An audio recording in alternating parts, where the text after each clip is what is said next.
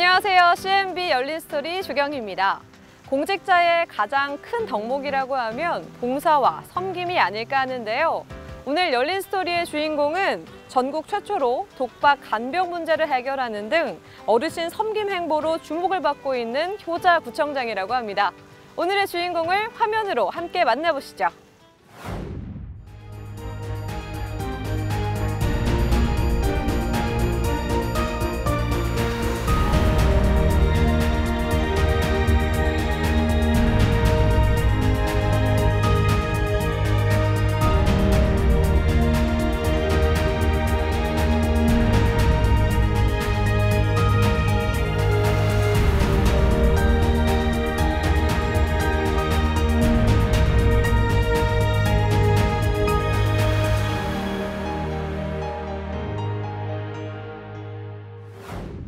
네, 안녕하세요. 영등포구청장 최호근입니다. 저는 오늘 브이로그 처음입니다.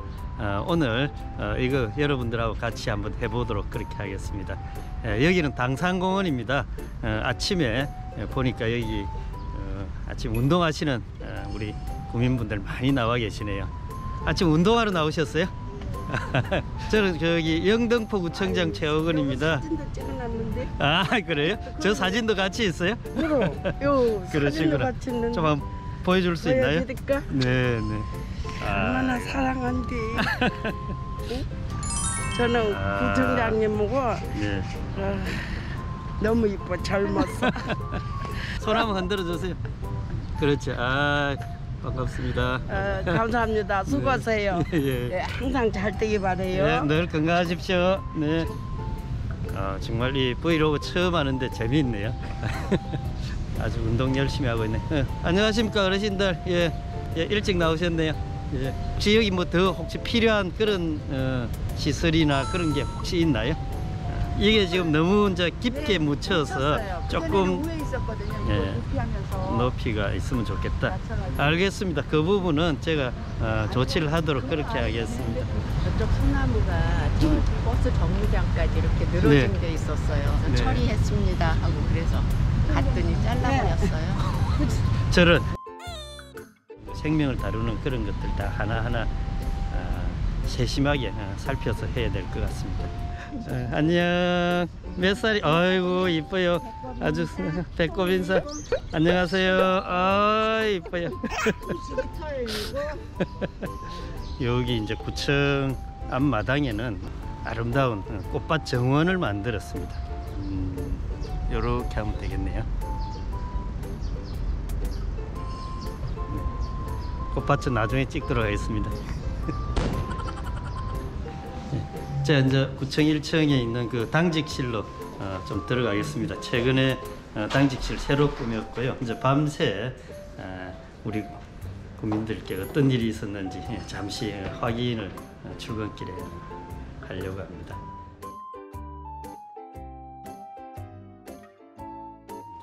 자, 이제 구청장 방으로 들어가겠습니다.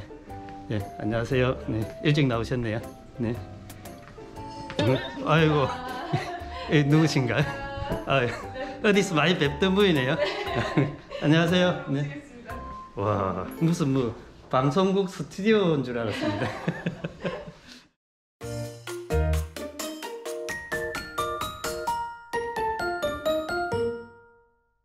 구청장님 브이로그 촬영하면서 오셨잖아요. 네. 좀 어떠셨어요? 저도 브이로그를 한 번도 안 해봤는데. 저도 첫 경험이었습니다. 아주 브이로그 이렇게 유튜브에서 보기만 하다가 직접 해보니까 되게 재미있고 신기하네요. 네, 다행입니다. 제가 구청장님을 좀 기다리면서 일정을 살짝 여쭤봤는데요. 정말 뭐 구청장님 얼굴 보기가 힘들 정도로 외부 일정 굉장히 많으시다고 이야기를 들었어요.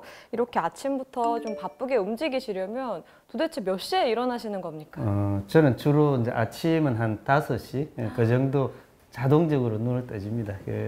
평생을 이제 공직자로서 살다 보니까 일찍 일어나는 게 습관이 되어 있습니다. 네, 이렇게 좀 일찍 일어나셔서 많은 일정들 좀 소화하시려면 아무래도 좀 체력 관리도 중요하잖아요. 나만의 특별한 건강 관리 방법이 있으시다면 또 좀 알려주시죠. 예, 아침에 이제 일어나면 제일 먼저 거기 이제 밤새 들어왔던 거 간단하게 SNS나 이런 거 확인하고요. 네. 그 다음에는 출근하기 전까지 간단한 집 안에서 운동을 합니다. 예, 주로 몸풀기 같은 거, 그다음에 이제 108배 같은 거 있죠. 예, 윗몸 일으키기 이런 스트레칭 예, 많이 그런 하시는군요. 쪽으로 땀이 날 때까지 한 20분 내지 30분 그 정도 합니다. 네, 저는 사실 그런 걸 안 해봐가지고 좀 배워야겠습니다. 이렇게 잠시 좀 근황에 대해서 이야기를 나눠봤는데요. 바로 또 일정이 있으시잖아요. 보내드리고 잠시 후에 짬짬 토크로 만나 뵙도록 하겠습니다. 네.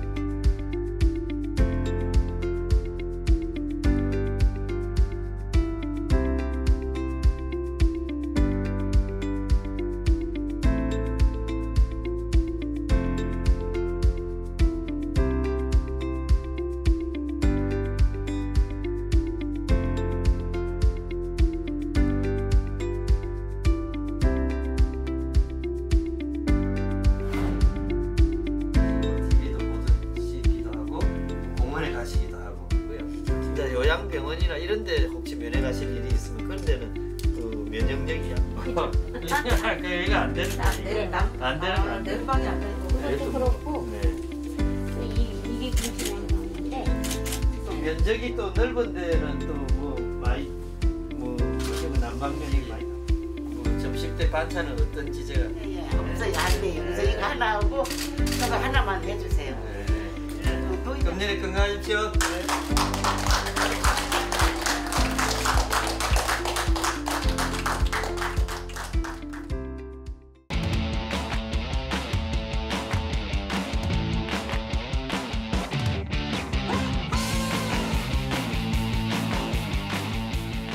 희망찬 행복도시 영등포를 만들기 위해 바쁘게 뛰어다니시는 최호건 구청장님 다시 모셨습니다. 안녕하세요. 네, 구청장님 바쁘시죠? 많이 네. 바쁘신데 이번에는 좀 짬을 내서 이야기를 나눠보는 짬짬 토크 시간입니다. 저희가 구청장님과 관련된 키워드들을 이렇게 좀 족자로 준비를 해봤는데요. 하나씩 뽑아서 저에게 주시면 관련 이야기들 나눠보도록 하겠습니다. 첫 번째 키워드 한번 뽑아주시죠. 예. 네. 네, 첫 번째 키워드 어떤 키워드가 나올까요? 족자를 뽑아주셨는데요. 첫 번째 키워드 네, 30년입니다. 30년 뭔지 알 것 같은 미소를 살짝 보여주셨는데 구청장님에게 굉장히 의미 있는 숫자일 것 같아요.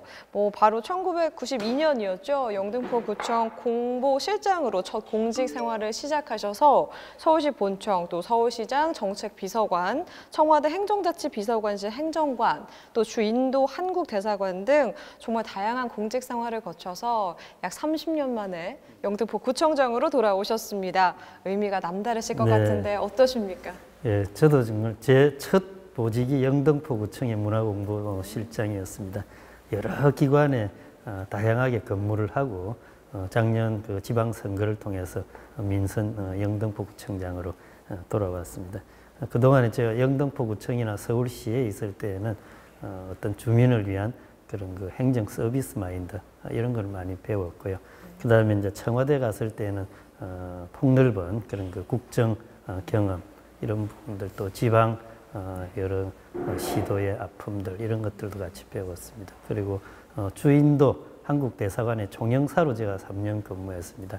그때 정말 그 폭넓은 전 세계 글로벌 감각 같은 것들이라든지 우리 뭐 국익이나 국격 이런 부분들 많이 경험을 했고요.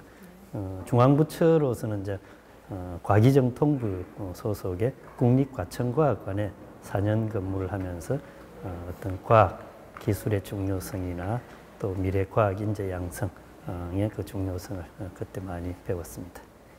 그래서 이런 그 폭넓은 여러 기관의 근무 경험이라든지 인적 네트워크가 민선 구청장으로서 다양한 여러 이제 행정 수요나 또 현안 문제를 푸는데 그런 굉장히 그 도움이 많이 되었습니다. 네. 구청장님께서는 행정 전문가로서 굉장히 국민들의 기대를 좀 바라고 계신데 구청장님이 쓰신 책을 보면 기업도 뭐 전문 경영인이 운영을 하듯이 행정도 행정 전문가가 맡아서 하는 것이 필요하다라고 저술이 되어 있어요. 어떤 의미인가요? 여러분들 아마 약은 누구한테 가서 짓습니까? 약사한테 가서 짓죠. 그래서 제가 구청장 1년 해보니까 구청장은 어떤 정치인이 아니라 행정을 하는 자리다라는 그런 느낌을 강하게 받았습니다. 즉 중앙정치의 연장선상 그런 것들이 아니고요. 정말 주민만 바라보는 생활 자치를 하는 그런 사람이 구청장이라는 얘기입니다. 지역 문제 해결하는데 당파가 어디 있습니까? 그렇죠? 여당도 없고 야당도 없고요. 또 무슨 뭐 출신 지역도 없습니다. 오로지 주민의 이익, 주민의 불편사항, 주민의 눈물을 닦아주는 그런 생활 자치를 해야 된다고 생각을 하고 주민한테 이익이 되는 그런 정책 판단 기준으로 행정을 해야 되지 않겠습니까? 앞으로 개선돼야만 진정한 의미의 지방자치를 실현할 수 있겠다 하는 그런 생각을 했습니다. 네. 이전에 인터뷰하신 것을 하나 보니까요. 영등포구가 좀 다른 지자체보다 발전이 좀 더딘 것 같다. 미래첨단도시 영등포를 한번 직접 그려보겠다라는 당찬 포부를 밝혀주셨는데요. 구청장님이 그리는 미래 영등포의 모습, 어떤 모습인가요? 구로공단은 구로 디지털 단지라고 이름 바뀌었고요.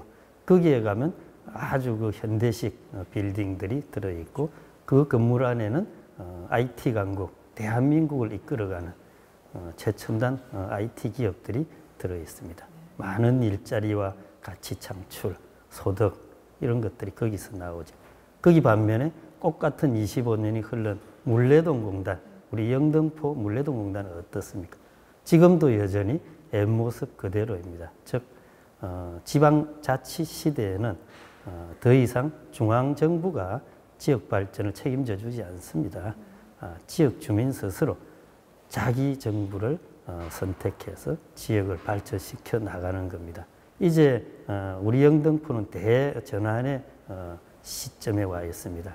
첫째는 경부선 철도 지하화 하는 부분이 이제 국토부를 중심으로 금년 내에 특별법을 만들어서 국회에 제출한다고 대통령한테 국토부 장관이 업무 보고한 바가 있습니다. 경부선 철도가 이제 지하로 들어가게 되면 그 철도 지상 구간과 주변 지역에 대한 엄청난 그 개발 내지는 발전의 이제 그림을 그릴 수가 있고요. 두 번째는 이제 4차 산업혁명 시대가 이제 본격적으로 지금 진행이 되고 있죠. 흔히 아는 이제 디지털 세상이고 AI 시대입니다. 이런 시대 변화에 맞추어서 이제 미래 어떤 과학 인재를 양성하고 또 어떤 최첨단의 4차 산업을 육성하는 그런 도시를 만들어야 되지 않겠나 하는 생각을 가지고 있습니다. 이 모든 것들은 주민들하고 같이 해야 되고요. 모든 기준은 주민한테 이익이 되는 것, 또 우리 주민들의 상상력 이런 것, 지혜를 다 모아서 일자리와 주거, 그다음에 녹지, 문화가 어우러진 이 서남권의 명실상부한 그런 명품 도시로 만들어 나가는데 최선을 다하겠습니다. 네, 앞으로 영등포구에 달라질 변화가 무척 기대가 되는데요. 기대감을 가지고 다음 키워드 한번 뽑아보도록 하겠습니다. 키워드 뽑아주시죠. 네. 네, 두 번째 키워드 뽑아주셨습니다. 인도입니다. 인도. 지난 2014년이었죠. 네, 주 인도 그렇습니다. 한국 대사관 총영사로 근무를 하셨는데요. 당시 이야기 또 안 들어볼 수가 없을 것 같습니다. 어떠셨습니까? 네, 제가 이제 외교부 고위 외교관으로서 주 인도 한국 대사관의 총영사로 3년 근무할 기회가 있었습니다. 인도 아시지만 지금 인구가 14억이 넘는 중국을 제치고 전 세계 인구 1위의 나라고 앞으로 우리나라와 많은 뭐 정치, 경제, 문화 굉장히 활발한 교류, 협력을 해야 될 나라입니다. 거기 이제 총영사로서는 거기 나가 있는 우리나라 대기업들 또 중소기업들 많이 있습니다. 이제 그분들의 애로사항 지원하는 부분, 또 거기에 살고 계시는 교민들, 또 거기를 방문하는 여러 우리 관광객, 국민들 안전을 보호하는 그런 역할을 해왔습니다. 네, 3년 동안 생활을 하시면서 혼자 좀 생활을 하셨잖아요. 그렇죠. 힘든 부분도 있으셨을 것 같은데 좀 어떤 게 가장 힘드셨을까요? 정말 그 혼자 그 열사의 나라에 가서 생활을 했습니다. 뭐 외로움 같은 거야 그건 뭐 당연한 거지만 정말 너무너무 무덥고 예, 상상하기 정말 어려운 그런 환경이었고 또 뭐 음식 같은 것들도 아무리 또 한다고 해도 우리나라만 하겠습니까? 예, 그런 부분들이 조금 힘들었습니다. 가족에 대한 그리움 많이 있었는데 좀 약간 미안했던 부분들은 그 당시에 이제 그 제 애들이 입시 이런 부분들이 또 걸려 있었어요. 그렇게 입시에 대한 부담 또 여러 가지 집안의 어떤 가족들 문제 이런 것들을 서울에 있는 가족들한테 다 남겨놓고 맡겨놓은 그런 게 지금도 그 미안함이 좀 남아 있습니다. 그렇게 힘든 총영사 시절에 구청장님께 좀 큰 영감을 주신 분이 있다고 들었어요. 네. 어떤 분인가요? 정말 그 인도에 그 제가 나가기 전에는 뭐 간디라든지 뭐 네루 수상이라든지 이런 몇몇 분들만 알았는데 암베드카르라는 정말 대단한 위인을 제가 인도 총영사하면서 알게 되었습니다. 이분이 이제 1947년 8월 15일 날 인도가 영국으로부터 독립될 당시에 첫 번째 내각의 법무부 장관으로 임명이 됩니다. 그러니까 그 당시 법무부 장관의 제일 중요한 역할이 인도의 재헌 헌법을 제정하는 거였죠. 그때 한 3,000년 이상 내려온 그런 그 불가촉 제도, 헌법이라고 하는 인도 정부의 최고 권위 있는 그런 명문을 통해서 공식적으로 폐지를 했습니다. 사회적으로나 경제적으로 불가촉 천민분들이 굉장히 어렵잖아요. 그래서 인도 재헌헌법 저 뒤쪽 조항에 가서는 할당제라는 그런 조항을 또 넣습니다. 제일 어려운 그분들을 위해서 자기 평생을 헌신했던 정말 위인을 제가 본 겁니다. 네, 이렇게 좀 사회적 약자들에 대한 관심으로 얼마 전에 이 요양보호사 국가 자격증을 취득을 하셨습니다. 네. 요양보호사세요, 우리 구청장님께서. 어떻게 이런 자격증을 따야겠다고 생각을 하신 계기나 이유가 있었을까요? 예. 제가 공직 30년 마감하면서 제가 하고 싶었던 것은 어르신들한테 좀 봉사하는 그런 일을 하고 싶었습니다. 그래서 어르신들한테 봉사하려면 배워야 되잖아요. 그래서 요양보호사 자격증을 따면 제대로 좀 배워서 어르신들 잘 모시는 봉사를 할 수 있겠다. 그래서 몇 달 제가 공부해서 땄습니다. 정말 대단하십니다. 올해 또 1월부터 5월까지 지역 내 모든 경로당을 네. 찾아서 소통을 하는 어르신과의 따뜻한 동행 대장정을 또 마무리하셨는데요. 이 마무리하신 소감 어떠십니까? 정말 우리 관내에 그 170곳 경로당이 있습니다. 제가 처음에는 한 몇십 군데 이렇게 가서 실태를 보고 어떤 어르신 잘 모시는 그런 정책을 수립할까 그랬는데 가다가 보니까 경로당마다 사정이 다 다른 거예요. 필요한 게 다 다르고 심지어는 화장실이 없는 경로당도 있었습니다. 그런 것처럼 경로당마다 필요한 부분들이 다 따로따로 제각각이라는 걸 알고부터 170곳을 다 다니게 되었습니다. 영등포 구의회가 열리고 있습니다. 거기에 이번에 추경 예산으로 제가 제출해 놨습니다. 그래서 이제 영등포구 의원님들이 심사해서 이렇게 동의를 통과를 시켜주면 우리 영등포에 있는 그런 그 경로당 어르신들은 불편사항이 일제히 다 해소될 걸로 봅니다. 여기서 단순히 그치는 게 아니죠. 그런 일들은 연말까지 영등포에서 실행을 해보고 서울시장님이나 복지부 장관님한테 영등포에서 한 어르신 모시는 경로당 정책을 보고를 하면 우리 영등포 어르신들 덕에 전국의 어르신들이 내년 이후부터는 혜택을 보겠죠. 네. 예. 정말 낮은 자세로 가장 무거운 좀 책임감을 가지고 구청장님이 소통을 하고 계신 것 같은데요. 그럼 계속해서 다음 이야기로 넘어가 보도록 하겠습니다. 세 번째 키워드 한번 뽑아주시죠. 네. 네. 세 번째 키워드입니다. 순천입니다. 순천. 예. 앞으로 달라질 영등포구에 대해서 이야기를 하고 있는데 순천이라는 키워드가 나왔어요. 지난 4월에 이 순천만 국제 정원 박람회를 다녀오시고 나서 순천이야말로 이 지방자치가 나아가야 할 길을 보여주는 성공적인 모델이라고 극찬을 하셨는데요. 이유가 뭔가요? 제가 이제 순천에 다녀온 거는 물레동 구유지에 어떤 시설을 하기 전에 임시로 우리 구민들을 위한 꽃밭 정원 이런 걸 좀 조성하면 좋겠다.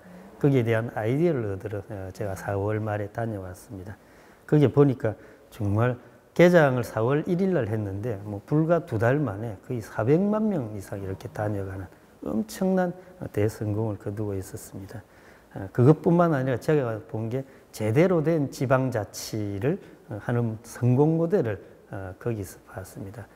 첫째는 거기가 무소속 순천시장입니다.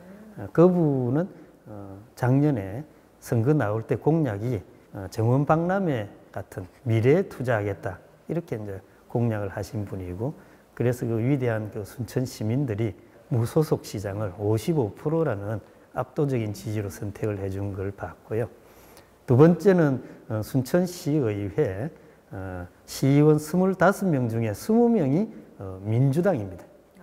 그러니까 무소속 시장님은 아까 말했듯이 그 순천 정원 박람회에 투자를 하고 싶은데, 그래서 총 들어가는 예산이 한 1,700억 정도 됩니다. 그 중에 450억 정도는 국비나 전남 도비로부터 지원을 받고 한 1,260억 그 정도는 순수하게 순천시 자체 예산을 투입해야 됩니다. 순천 무소속 시장이 그런 부분을 시의회하고 제안을 했는데 민주당 이 다수인 순천시의회 의원님들은 그 부분을 흔쾌히 이렇게 동의를 해준 거죠. 비유가 적절할지 모르겠지만 소고기 몇 번 사 먹는 대신에 정말 미래 먹거리에 투자하는 그런 결정을 한 걸 보고, 이거야말로 제대로 된 지방자치의 협치 모델이다. 오로지 주민들한테 이익이 되고 또 미래를 보는 그런 지방자치 협치의 우수 사례라고 제가 느꼈습니다.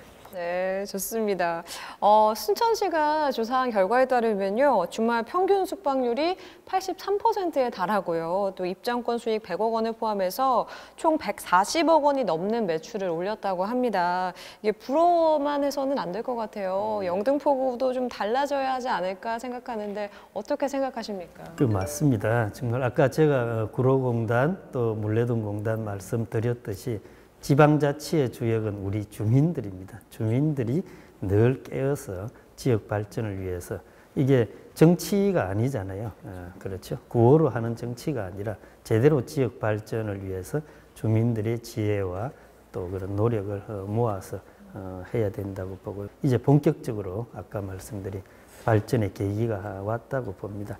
그래서 단기적인 뭐 현금 나눠주는 그런 포퓰리즘 그런 게 아니라 정말 미래를 내다보면서 미래 인재 양성에 투자하고 뭐 또 물레동 공단 포함해서 여러 가지 경부선 철도 지하와 같은 큰 프로젝트들을 계획을 세워서 차근차근히 준비해 나가면 정말 서남권의 명품 도시 만들 수 있습니다. 네. 그럼 계속해서 네 번째 키워드 한번 뽑아보도록 하겠습니다. 네. 네 번째 키워드 뽑아주셨습니다. 네, 물레동입니다. 물레동. 요즘 가장 핫한 지역이 아닐까 하는데요. 물레동 공공부지에 네. 또 정원을 조성하신다고 들었습니다. 네. 어떤 내용인가요? 예, 그 물레동 이제 공공부지는 이제 당초에 계획되어 있던 제2세종문화회관이 여의도 공원으로 이제 옮겨가는 바람에 이제 드디어 우리 영등포 구민을 위해서 사용할 수 있는 그런 땅이 됐습니다. 저는 그 땅에다가 문화관광부가 지정한 유일한 법정문화도시 영등포를 뒷받침하는 문화인프라, 가칭 영등포 예술의 전당을 짓고 싶습니다. 전체 부지에다가 다 이렇게 건물을 앉히는 게 아니라 건물은 한 3분의 2 정도, 그 정도 하고 나머지 3분의 1 정도는 그 야외에서 공연이나 전시 같은 걸 할 수 있는 또 조각 작품도 설치하는 그런 정원 형태를 만들고 싶습니다. 그래서 제가 조금 조감도를 한번 보여드리겠습니다. 그런 우리 영등포 예술의 전당을 짓기 전까지 요 꽃밭 정원 그리고 사계절 푸르른 이 잔디마당 그다음에 이쪽 부분은 공원에 있는 어르신들이나 주민들이 활용하는 운동시설들 그리고 여기는 우리 유치원생들 포함해서 모래놀이와 그런 것들을 할 수 있는 요 어린이 놀이터를 만들 예정입니다. 여기 보시면 둘레를 쭉 따라서 이 맨발 황토길도 지금 만들 예정입니다. 여기 들어가는 예산은 제가 오세훈 서울시장님께 보고를 드려서 서울시 예산을 받아왔습니다. 네, 주민분들이 너무 좋아하실 소식입니다. 사실 아직까지도 좀 여론이 분분한 곳이기도 합니다. 물레동 공원 조성이 좀 예산 낭비라고 생각하시는 분들도 계실 것 같은데요. 이 부분에 대해서도 좀 설명을 해주시죠. 전혀 예산 낭비 아닙니다. 여기 설치하는 그런 여러 공원 시설들은 얼마든지 재활용이 가능하고요. 또 지금 하지만 거기에 우리 구립 영등포 예술의 전당 건물을 이렇게 배치하는 것에 따라서는 이걸 계속 쓸 수도 있는 그런 거기 때문에 결코 예산 낭비라는 말은 전혀 맞지 않는 말이다 이렇게 말씀드리겠습니다. 이외에도 최근 물레동 철공소 이전 계획을 발표하셨는데요. 이건 좀 어떻게 진행이 되고 있나요? 네, 정말 물레동에는 과거에 우리나라 한강의 기적 시절에 우리나라 제조업을 이끌어왔던 철공소 1,300개 정도가 지금도 남아 있습니다. 그렇지만 이제는 시대가 바뀌어서 이전을 해야 될 여러 가지 이유들이 많이 나오고 있습니다. 첫째는 임대 영업을 하시는 분들이 사장님들이 한 90% 이상 됩니다. 그러니까 이분들의 바람은 지금보다 좀 더 넓은 그런 공장으로 이전에 가기를 원하고 계시고요. 우리나라의 뿌리 산업의 어떤 핵심인 이 물레동 기계금속공단은 중앙부처인 중소벤처기업부가 앞으로 4차 산업혁명 시대에 맞게 그거 자체를 첨단화해서 한꺼번에 이렇게 가까운 수도권이라든지 또 서울 외곽이라든지 이런 적정한 부지를 찾아서 이전을 할 시기가 됐다 이렇게 봅니다. 이런 부분에 있어서 이제 서울시의 도움도 많이 필요할 걸로 생각이 됩니다. 네, 변화된 물레동을 좀 기대하면서 이제 마지막 키워드만 남았습니다. 그러네요. 마지막 키워드 뽑아주시죠. 네, 이거는 뭐 하나밖에 없네요. 네. 마지막 키워드 신선 노름입니다. 구청장님과 이야기를 나누다 보니까요. 정말 24시간이 모자라다 싶을 정도로 일을 너무 많이 하고 계시는데 이 신선 노름이라는 키워드 해명을 좀 해주셔야 할 것 같습니다. 신선 노름은 아마 선유 노름 그 말에서 아마 나온 거 아닌가 그런 싶습니다. 정말 우리 선유도가 있고 또 선유 노름이라고 하는 축제를 얼마 전에 제가 또 다녀왔습니다. 이제 선유도역 부근에 보면 여러 가지 이제 골목 상권들이 요즘 핫플레이스로 지금 뜨고 있죠. 그래서 지역 경제 활성화 또 우리 지역의 관광 명소 육성 이런 차원에서 이 이제 선유노름이나 선유도 지역에 대한 육성 이것들은 굉장히 중요하다라고 생각을 하고 있습니다. 네, 제가 이쯤에서 아주 귀한 사진을 하나 구해봤는데요. 바로 요 사진들입니다. 맞습니다. 네. 사진만 봐도 구청장님께서 얼마나 이 축제를 즐기셨는지 느껴지는데 이 영등포구에는 사실 선유노름 외에도 다양한 행사가 있는 걸로 알고 있습니다. 어떤 것들이 있는지 또 몇 가지 소개를 해주시죠. 네. 여러분 잘 아시는 이제 봄에 그렇죠? 국회의사당 뒤쪽에 이제 봄꽃 축제 잘 아시잖아요. 30년 전에 제가 영등포구청의 문화공보실장할 때 제1회 여의도 벚꽃 축제를 기획하고 실행을 했습니다. 근데 이번에는 우리나라 공군의 자랑 블랙 이글스 공군 에어쇼를 이번에 봄꽃 축제에 같이 했습니다. 굉장한 볼거리였습니다. 그래서 전 세계에서 많은 관광객들이 오도록 하는 그런 축제로 키워볼 생각입니다. 그리고도 뭐 우리 가을에 하는 또 포포 페스타라고 과학 이런 또 청년 축제도 있고요. 이 볼런티어 오케스트라 공연도 얼마 전에도 했고 작년에도 했습니다. 또 봄에 여러 꽃 축제들 많이 했죠. 도림동의 장미 축제 엄청나게 많은 국민들이 오셨습니다. 그리고 앞으로 가을에 또 대림동에는 조롱박 축제 할 예정이고 또 물레동에는 제가 지난주에 다녀왔습니다. 물레 창작촌 우리 또 청년 작가들 중심으로 술술 축제 아주 그 인기가 있게 잘 다채로운 그런 문화 행사들이 많이 펼쳐지고 있습니다. 코로나 이후에 그렇죠 문화도시 영등포를 만들기 위해서 굉장히 다양한 문화 행사를 많이 하도록 지원하도록 그렇게 하겠습니다. 네, 정말 다양한 행사들을 좀 말씀해 주셨는데요. 지난 또 17일이었죠. 그 BTS 10주년 행사로 인해서 여의도가 또 보랏빛 물결로 일으켰는데 앞으로 좀 더 많은 즐길거리와 볼거리가 영등포구에 필요할 것 같습니다. 구청장님 생각은 어떠십니까? 예, 정말 지난 주말 저도 깜짝 놀랐습니다.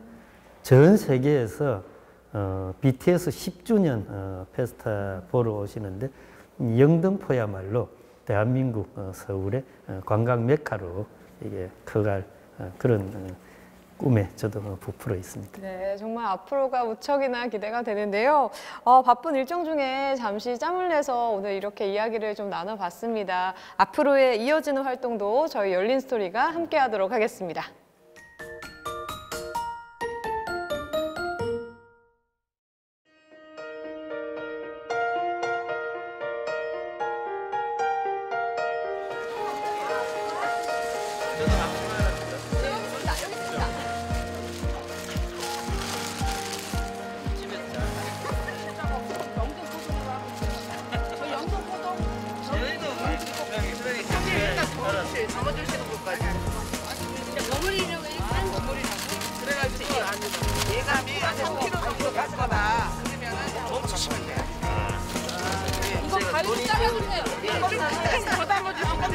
막혔어. 비닐이. 그럼 그냥 이렇게 상해라. 얹으세요. 일로 오세요. 네. 여기부터 됐나요? 네네, 좋아요. 네, 알겠습니다. 포즈 한번 재보실까요?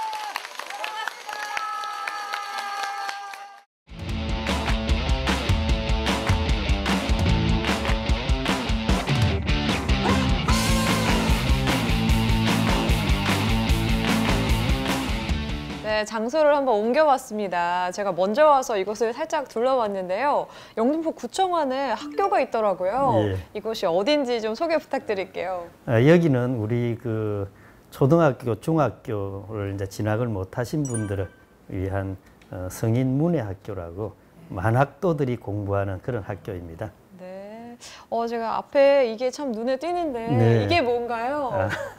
이게 제가 좀 전에 말씀드린 우리 영등포구가 운영하는 만학도들을 위한 널푸름 학교의 제가 교장 선생님이에요. 그래서 지난 5월에 교장 선생님한테 스승의 날 그때 우리 학생들이 저한테 이렇게 감사의 마음을 담아서 이렇게 보내준 겁니다. 네. 한번 볼까요? 네, 안에 한번 보여주시죠. 안에 보면 뭐 지난 2월 달에 졸업식 때 있던 사진부터 자 보세요. 한 분 한 분 다 개별적으로 카네이션 꽃을 접어서 거기에 또 축하의 말도 다 적고요. 보면 또 색칠도 하고 다 영어 배우는 분들도 계세요. 그래서 이 영어로도 또 이 축하의 그런 글도 하고 한 분 한 분이 그 감사한 그런 것들도 이렇게 담아서 다 책으로 만들어 주셨습니다. 뒤쪽에 보시면 이 시도 쓴 분들도 계세요. 그러니까 원래 우리 한글을 잘 모르던 분들이죠. 여기서 한글을 깨우치시고 그렇게 해서 시까지 또 그림도 이쁘게 그렸죠. 뒤에 보면 또 여기 가족들 분들이 또 편지까지 써서 보내준 걸 이렇게 책으로 묶어서 저한테 주었습니다. 제가 구청장 된 지 1년 됐는데 제 보물 1호입니다. 제가 일을 할 때마다 정말 힘과 용기를 얻습니다. 네, 정말 멋지고 귀한 선물을 받으셨는데 정말 어르신들의 이 작품에 대한 열정이 굉장하다고 느껴집니다. 그럼 지금부터는 우리 영등포구의 지역 현안에 대해서 집중적으로 알아보는 문담 레이더 시간을 한번 가져올 텐데요.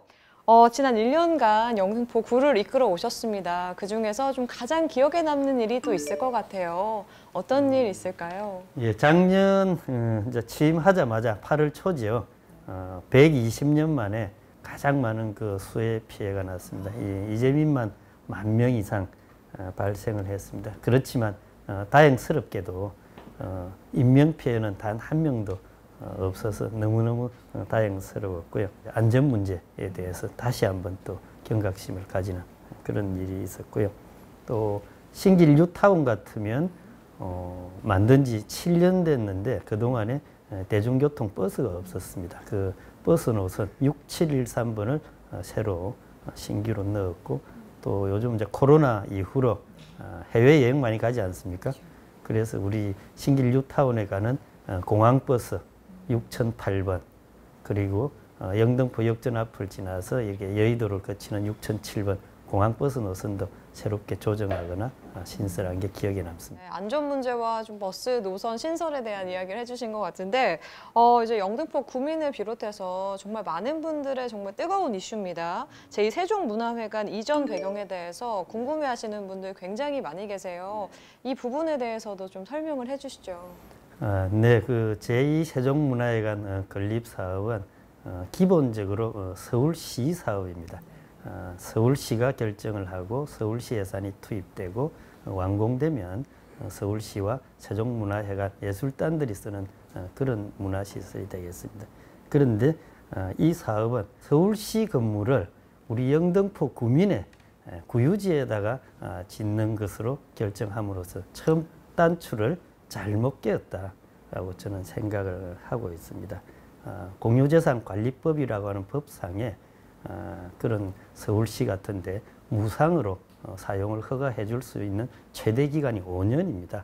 즉 5년이 지나면 다시 무상 사용해 줄지 여부를 재심사를 하게 되죠. 그러니까 한 번 지으면 적어도 50년 이상은 갈 텐데 즉 거기에 대해서 무상 사용 반영구적인 시설에 대해서 그런 것들을 제가 허가해 줄 권한이 없는 그런 사항이었기 때문에 이게 그동안의 추진이 되게 어려웠고요. 두 번째는 세종문화회관 정도 지으려면 부지가 상당히 커야 되지 않겠습니까? 그러니까 너무나 협소하다. 이런 것들을 서울시가 종합적으로 검토를 해서 이번에 물레동에서 여의도 공원으로 이전하는 걸 발표를 했습니다. 네. 또 많은 분들이 관심을 가질 만한 분야가 바로 교육 분야가 아닐까 싶은데요. 얼마 전에 공감 스쿨데이라고 해서 학부모와 또 학교 관계자를 만나서 소통하는 시간도 가지셨잖아요. 우리 영등포구가 지향하는 교육 어떤 모습일까요? 저는 우리 영등포구를 과학교육 특별구로 만들어서 과학인재 양성에 최선을 다하고 싶습니다. 이를 위해서 금년 초에 서울시 교육청하고 과학교육특별구 MOU를 맺었고요. 여기서 이제 전철타모 1시간 정도 되는 국립과천과학관하고도 같이 MOU를 맺었습니다. 그러니까 저는 궁극적으로 과학 인재를 기르기 위해서는 서남권의 서울시립과학관 또 서울 상상나라라고 유아들의 과학 놀이터가 있습니다. 이런 시설들을 유치해서 어릴 때부터 과학이 재미있고 또 되게 호기심이나 흥미가 있다라는 그런 걸 느낄 수 있게 그런 환경을 저는 만들고 싶죠. 그렇지만 그 환경을 만들기까지에는 또 한 5, 6년 걸리겠죠. 그 이전에는 내년부터 우리 영등포의 초등학생, 중학생들은 누구나 원하면 국립과천과학관의 연간 회원권 이런 걸 저는 끊어주고 싶습니다. 그래서 우리 영등포 과학인재 양성 이 이제 제일 첫 번째고요. 두 번째는 이제 약자와 동행하는 그런 교육입니다. 여러 가지 이제 발달 장애인들을 위한 꿈 더하기 학교가 거의 아마 전국에서 유일하게 우리 영등포가 학교를 운영하고 있고요. 아까 좀 전에 말씀드린 그 우리 성인들 70대, 80대 되시는 그분들을 위한 그 널푸른 학교에 대해서도 지원을 많이 하겠습니다. 대학 졸업하고 끝나는 게 아니라 평생 배워야 되지 않습니까? 그래서 아주 명품 평생 학습 도시로 영등포를 만들기 위해서 서울대학교, 연세대학교, 뭐 동국대학교 할 것 없이 전국의 유명한 대학들하고 많은 협약을 맺어서 다양한 프로그램을 제공하고 있습니다. 이럴 때일수록 우리 지역민들과의 소통이 무척 중요할 텐데요. 그래서 저희가 우리 지역민들 좀 만나서 몇 가지 질문을 좀 받아왔습니다. 구청장님께서 한번 보시고 속 시원하게 대답해 주시면 되겠습니다. 준비되셨습니까? 네. 네, 좋습니다. 그럼 첫 번째 질문 한번 보도록 하겠습니다. 영등포구에 재개발, 재건축하는 곳이 많은데 어떻게 하실 건가요? 재개발, 재건축 문제에 대해서 얘기해 주신 것 같아요. 예, 정말 우리 주민들 제일 첫 번째 관심사가 재개발, 재건축 문제입니다. 무려 83곳에서 지금 진행이 되고 있습니다. 다른 구에 비해서 상대적으로 좀 늦었죠. 그래서 제가 주민들이 하도 궁금해하기 때문에 재개발, 재건축 상담센터를 신길동 현장에다가 제가 개설을 해가지고 전문가들을 거기에 배치해 놨습니다. 또 재건축하려면 안전진단을 해야 되죠. 거기에 대한 비용 부담 이런 것들이 있어서 그런 부분들도 이제는 구에서 지원해 드리려고 준비를 하고 있고요. 또 모아주택이라든지 모아타운 같이 신통기획 이런 부분에 있어서 우리 이제 재개발, 재건축할 후보지 이런 것들도 구청이 먼저 선제적으로 좀 찾아서 도와드려야 되겠다 그런 생각도 하고 있습니다. 그런데 이제 재개발, 재건축을 하게 되면 무조건 아파트만 짓는 게 아니라 저는 그 아파트 건물과 건물 사이, 단지와 단지 사이에 우리가 녹지가 많이 없잖아요.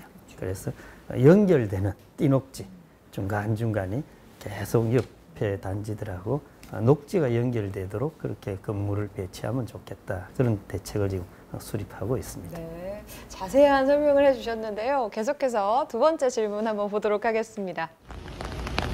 작년에는 영등포구에서 대림 이동이 침수 피해가 가장 많았는데 장마가 본격적으로 시작되는 올해는 괜찮겠지요? 네, 장마 대비에 대해서 질문을 주신 것 같아요. 네, 정말 그 작년에 사상 유례 없는 그런 집중호우 때문에 많은 피해가 났습니다. 당연히 금년에는 그런 일이 반복이 안 되도록 철저히 대비를 해야 되겠죠.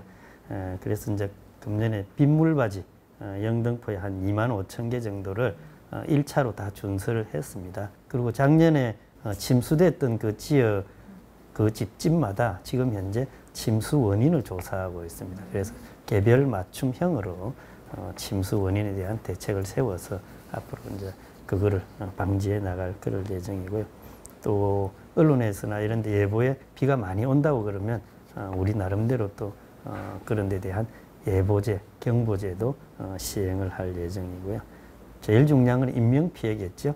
반지하 같은 데 장애인이라든지 또 거동이 불편한 어르신들이 살고 계실 겁니다. 1인 가구가 있을 수도 있고요. 그래서 그분들에 대해서 담당을 2중, 3중, 4중으로 이렇게 지정을 해놨습니다.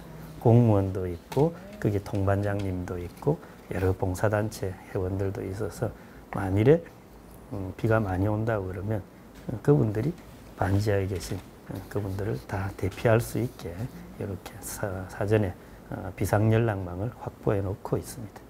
네, 구청장님과 이야기를 쭉 나눠보니까 정말 일을 굉장히 많이 하셨고 24시간이 부족할 만하다라는 생각이 드는데 마지막으로 우리 주민들에게 앞으로의 각오 한 말씀 해주시죠. 예, 정말 지난 1년간 작년 가을 같으면 제가 수해 복구하는데 바빴지만 금년 1월부터 지금 현재까지는 현장에서 많은 주민들 특히 어르신들 많이 만나 뵙고 소통하고 현장 확인하고 있습니다.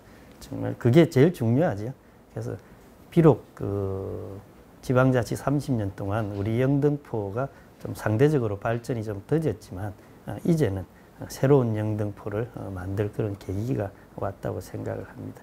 저는 제대로 된 정말 주민을 위한 그런 지방자치를 하고 싶고요. 또 공무원들한테는 정치적 중립 지키면서 소신껏 일할 수 있게 제가 방패가 되어주겠다 이런 생각을 가지고 있습니다. 다음 세대, 미래 세대를 위해서 씨앗을 뿌리는 그런 구청장을 하고 싶습니다. 그래서 우리 영등포를 일자리라든지 주거, 문화, 그다음에 녹지 이런 것들이 어우러진 그런 명품 신도시로 만드는 데 최선을 다하겠습니다. 네, 앞으로의 구청장님의 행보가 더욱더 기대가 됩니다. 요즘 해시태그라고 하죠. 그 SNS에 자신의 키워드나 관심사를 이렇게 앞에다가 샵을 붙여서 해시태그를 거는 게 유행인데요. 앞으로 우리 이런 구청장이 되고 싶다 혹은 이런 구청장으로 기억되고 싶다 하는 게 있다면 해시태그로 한번 적어주시죠. 제 페이스북 이제 그 머리글에 나오는 게 공익의 대변자입니다. 한번 적어볼게요. 네.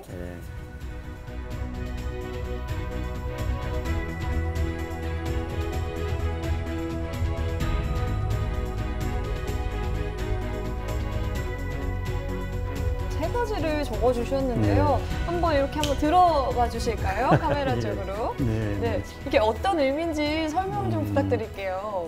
공익의 대변자라는 거는 정말로 정치적 중립 지키면서 모든 정책 결정을 국민의 이익, 그렇죠?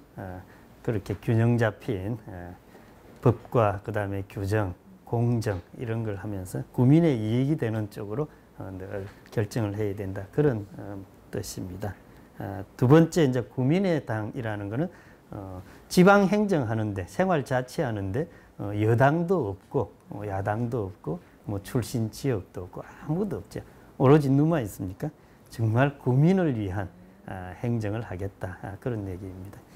세 번째는 이제 미래 씨앗을 뿌리는 구청장입니다. 이 부분은 단기적인 그런 인기 위주의 그런 행정보다는 정말 영등포의 미래를 보고 미래 세대를 위해서 여러 가지 장기적인 계획을 세워서 꾸준히 이렇게 흔들림 없이 추진해 나가고자 하는 그런 제 스스로의 다짐 내지는 각오입니다. 네. 구청장님이 적어주신 대로 공익의 대변자로서 국민당으로서 정말 앞으로의 행보 응원하도록 하겠습니다. 고맙습니다. 네, 감사합니다. 네. 네.